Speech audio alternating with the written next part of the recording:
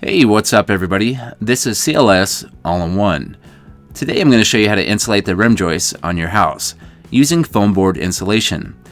Insulating the rim joists can help save you money for heating and cooling costs, and it's fairly cheap and simple to do.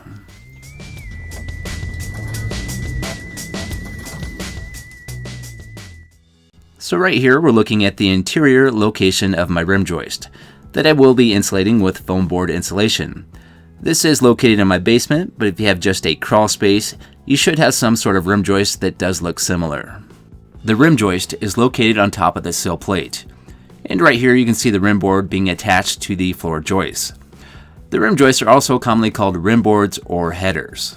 Here is a picture of the outside of my house with the exterior finished, and this shows where the rim joists are located. A lot of times these areas are either insulated incorrect or have no insulation at all, which can really affect your heating and cooling. In the cold months, the hot air can escape while letting the cold air in, and in the warm months, it becomes the opposite. Quite often, you'll see these areas insulated with fiberglass insulation, but unfortunately this type of insulation does not work well.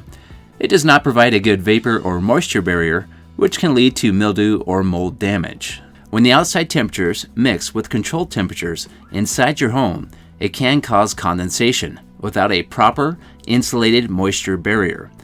And this is why foam board insulation works well, because it provides insulation with a moisture barrier at the same time. Now there are multiple types of foam board insulation, such as Artec polystyrene and Owens XPS. And I would recommend using at least 1.5 inch thick foam board or thicker.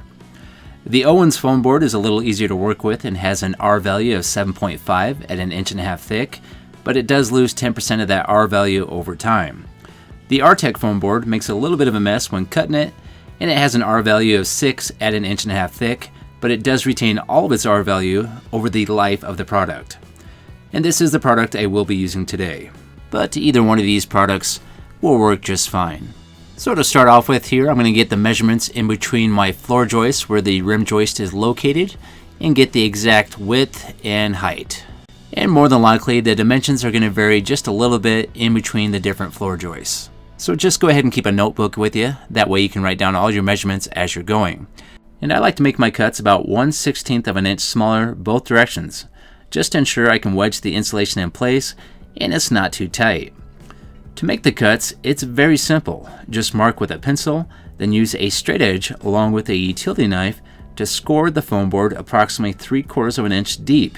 Now go ahead and hold that foam board in place and hit the back side of the foam board with your hand until it breaks in half. And once it does break in half, go ahead and grab your utility knife and make a cut on the back side where it just broke to finish that cut. So luckily for me, I did have a bunch of my measurements that were very close to each other. So I was able to cut just one piece and then use that as a template to cut multiple pieces.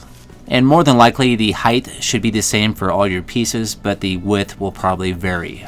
And it would probably be a good idea to test fit the first piece before cutting multiples to ensure that your measurements are good. So I have multiple pieces cut now, and it's time to go ahead and wedge these up in place against the rim joist.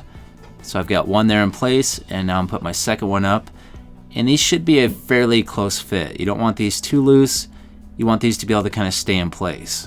Now I'm going to grab a can of Great Stuff foam insulation, and this is the window and door formula. And what's nice about this formula is it doesn't expand too much and make a huge mess. There are some other kinds out there that expand a lot more and make a lot bigger mess. So here's a look at one I've already done, and here's one that needs to be done. So I'm going to grab my can of spray foam insulation and go around the entire perimeter of the foam board insulation. Now you don't have to get carried away and use a bunch of this spray foam insulation. You just got to make sure you use enough to fill in the gaps and make sure that you have a seal all the way around the perimeter of the foam board insulation. And don't worry if it doesn't look pretty. This stuff is pretty hard to work with, and it usually does not look very attractive. The purpose of the spray foam is to ensure that you have a nice and strong seal for your moisture barrier foam board insulation. So I now have my entire front rim joist insulated with the foam board insulation, along with the spray foam sealant around the edges. Now it's time to do my side rim joists as well. And it's the same routine here, except I just have to cut longer 4-foot pieces, then use the foam sealant to glue these seams together. Okay, it's time for me to get out of here, but if you do like this video, if you could hit that like button, and have yourself a great day, and I'll see you next time. Hey everyone, thanks for watching. This is C.L.S. All-in-One. If you want to hear more from me, please like and subscribe. And to see more of my videos, just click any of these categories to see more.